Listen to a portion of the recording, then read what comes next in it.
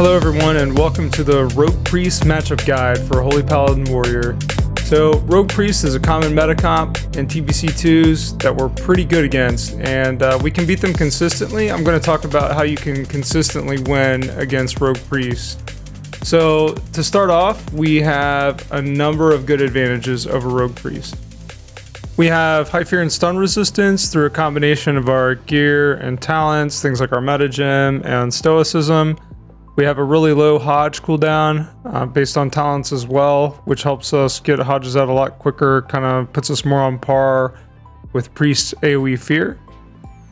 Then we also have a really high burst damage window, right? So we have things like Judgment of Righteousness and Divine Favor coupled with Holy Shock to help our warrior break down those priest shields for more rage.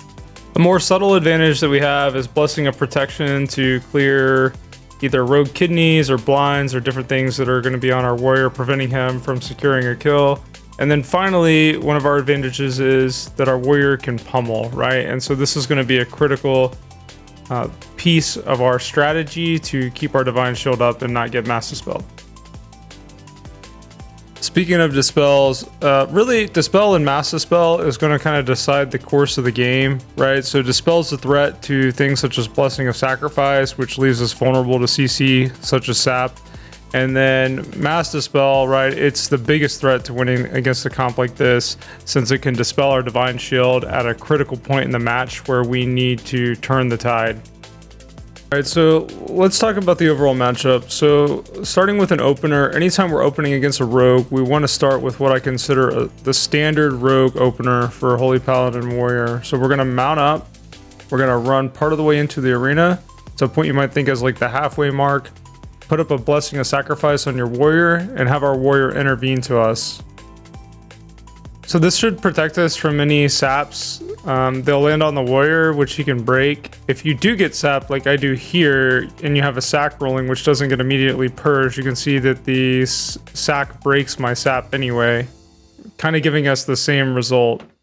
So here's a near perfect example of an opener. We're mounted up, we're charging in, I'm going to sack the warrior, he's immediately going to intervene me, and then he's going to eat the sap, see? And so then I'm allowed to then transition onto the priest, get up a Hodge, and start breaking down the shield on the priest. So just to give one more example of what a good opener looks like, again, we're charging across, I'm putting my aura on, I'm sacking the warrior, he's intervening me, I'm popping Perception because I'm a human, just to break the rogue out. And right here, my warrior eats the sap. And then I'm able to start pumping some damage on the priest. And we transition from the opener to the early game. So at this point, I consider our opener done because I've pumped my first round of damage and hodged the priest. And I just want to emphasize how much pressure this creates, because it gives my warrior a lot of rage because he's actually hitting the priest.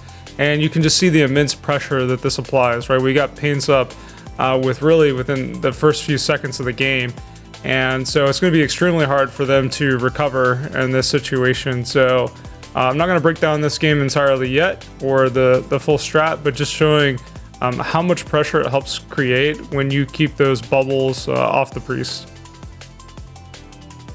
So I don't want to just show perfect gameplay. Here's a match where we actually fail our opener and I end up getting sapped after the sack, right? So the intervene comes just a little bit later. The rogue was good about that. I have to trinket right away to try and get our start going.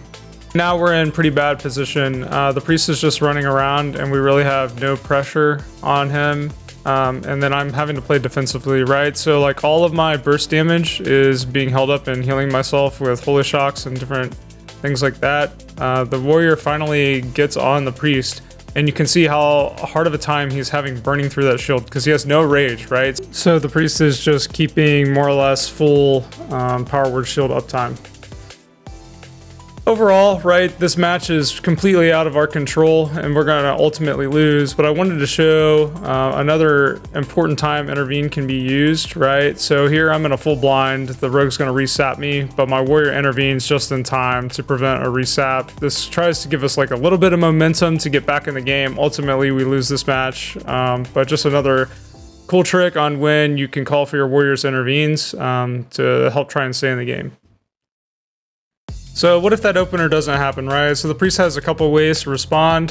They can immediately trinket our Hodge and fear us, or they can get a fear off on us before we get the Hodge. In this case, this priest jumps down, right? And we follow him.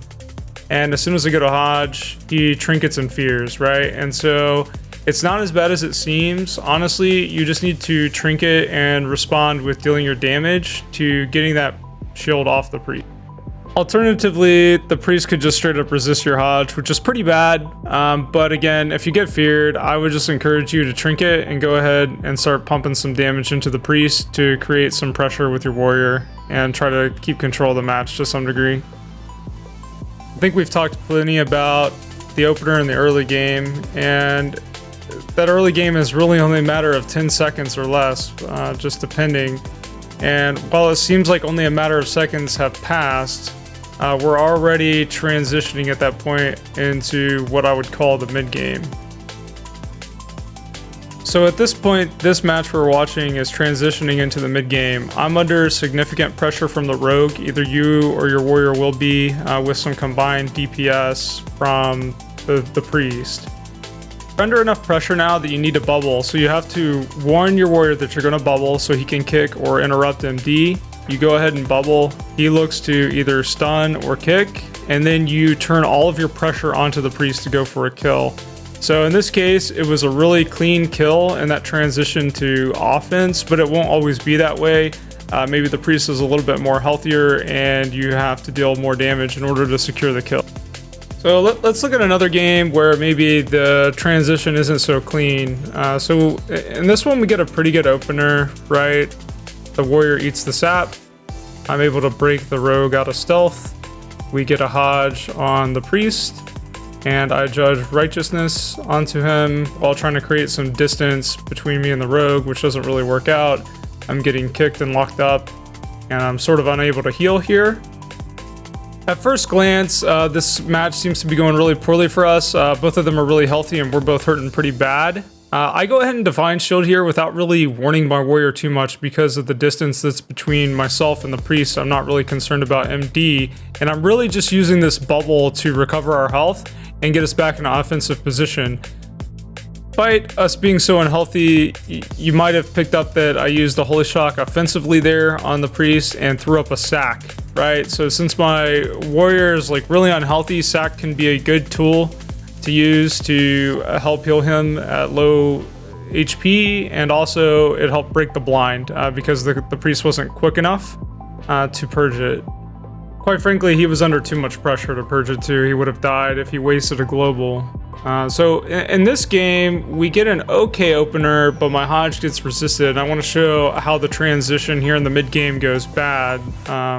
I'm unsuccessfully trying to create distance between myself and the priest to prevent fear. I prematurely pop 9 vuln, which immediately gets purged by the priest, and I'm under so much pressure I have to bubble pretty much immediately. I fail to communicate that with my warrior, or his pummel gets resisted. My bubble is gone immediately. I'm defensively Holy Shocking, do everything I can to create some distance, but ultimately I've just blown every cooldown and it's been negated, so we lose the game. We've talked a lot about kind of bubbling defensively and then turning the fight around onto the priest. This is a game where our opener doesn't go quite as planned. I get sapped, but my warrior's able to break the rogue with Demo Shout. He's just really intuitive like that. And then things are starting off pretty spicy, but we get some damage off like pretty heavy on the priest, and I'm in a full blind with really no way to get out of besides Divine Shield. This Divine Shield is really not defensive at all. It's meant to create additional pressure to just close the game. And so there are a lot of opportunities out there to do things like this that are maybe counterintuitive that you'll just kind of pick up over time when you have a lot of pressure. So I've talked a lot about kind of these mid-game basics and what the transition looks like with Divine Shield. I want to talk about kind of a late game transition and what that looks like. This is actually a failed late game transition by us in this game. It's a really awkward game. It starts off okay. We still get a Hodge and get some initial damage on the priest.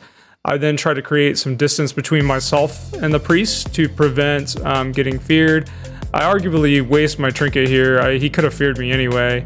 But I continue to dish out damage. We start this mid-game transition. I call that I'm bubbling. I bubble. My warrior kicks MD. So all is looking pretty good. You'll notice though, I keep hovering my warrior's plate here. I'm trying to cast Blessing of Sacrifice, but he was just over the lip, so I missed it. And I'm coming back in to hodge this priest to try and secure a win. And I get gouged, right? So if I had a sack up on my warrior, I could have broke that gouge and likely got a hodge off. And you say, well, your warrior didn't have any dots or anything on him. That's true, but the way that Disc Priest Shield works, it actually reflects some damage onto the auto attacker.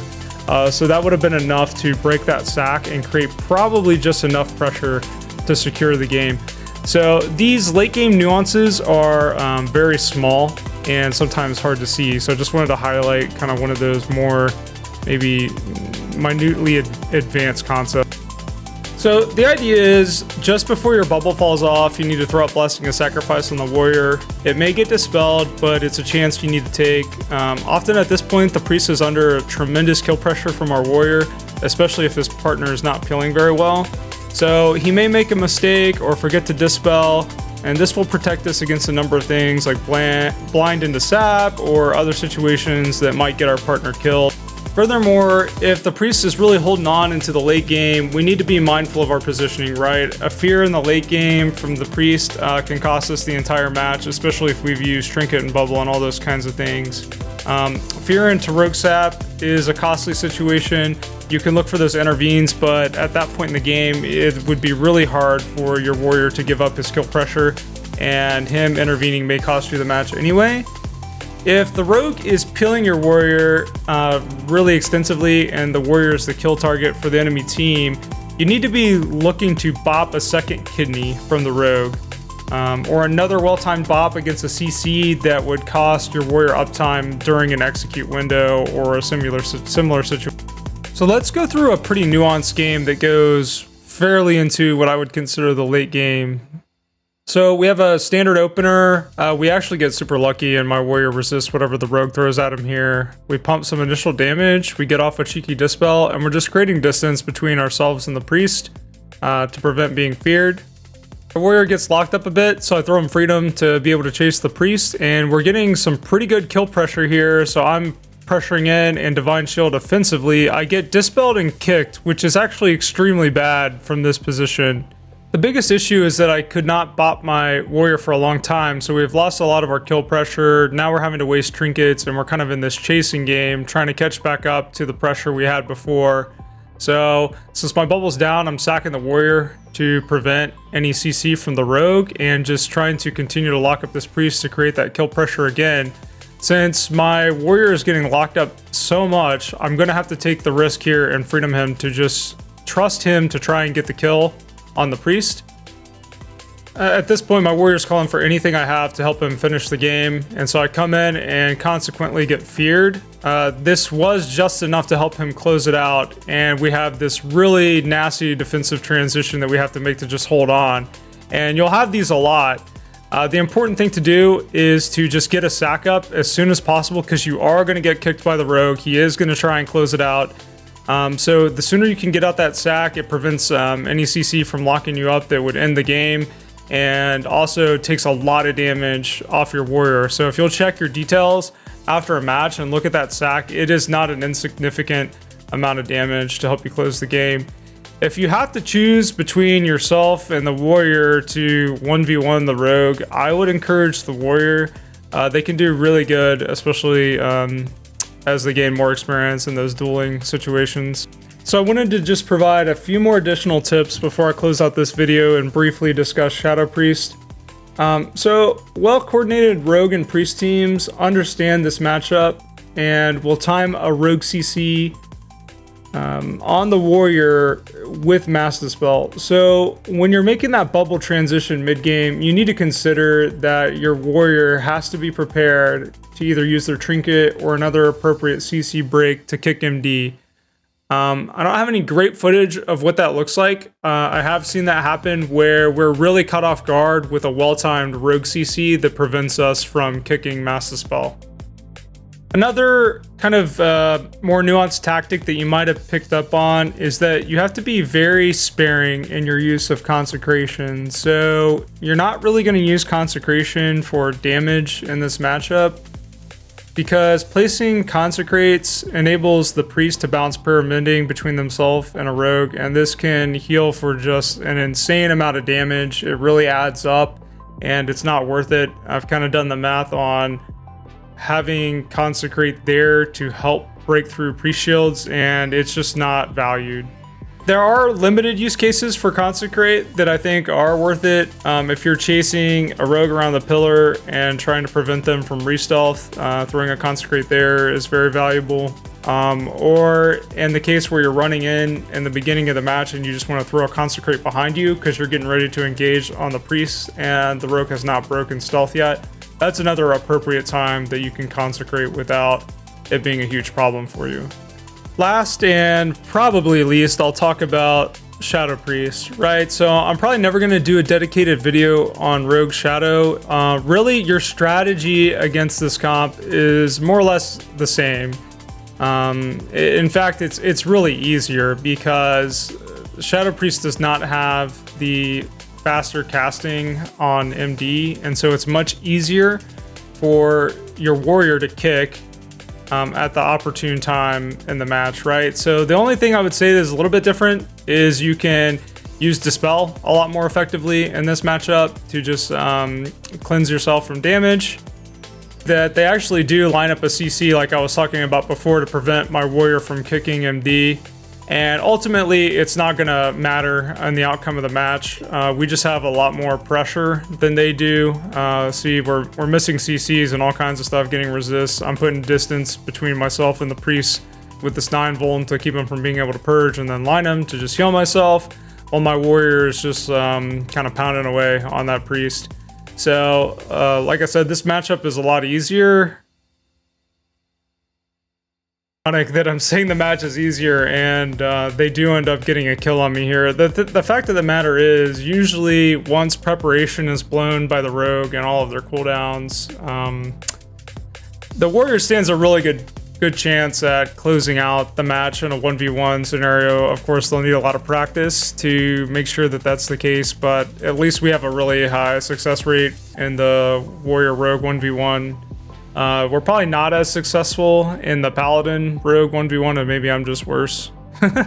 But yeah, so don't be afraid to just get your warrior to that 1v1 scenario. Unfortunately, the bad thing about that is the rogues really like to draw the matches out, right? Which is kind of a snooze sometimes, and waste your time when you're trying to rank. But yeah, so I'll show one more Shadow Priest Rogue match and just kind of close the video out with that. So I just want to say thanks for watching, and if you felt like something wasn't covered that you'd like to see, or some different tips or things like that, please let me know. I have a ton of more arena footage against Rogue Priest, but these videos do take a lot of time to put together despite the simplistic format. So just let me know what you'd like to see, and I'll try and cut some more footage and put that together. I hope this helped you, and thanks again.